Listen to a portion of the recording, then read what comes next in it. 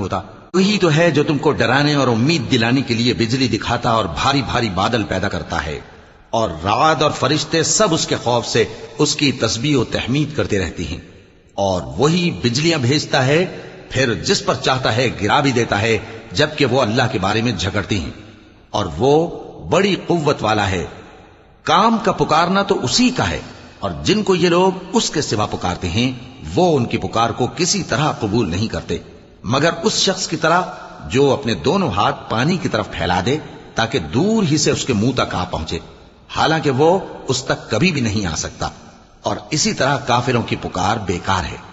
اور جتنی مخلوقات آسمانوں اور زمین میں ہے، خوشی سے یا ناخوشی سے اللہ کے آگے سجدہ کرتی ہے، اور ان کے سائے بھی صبح و شام سجدے کرتی ہیں۔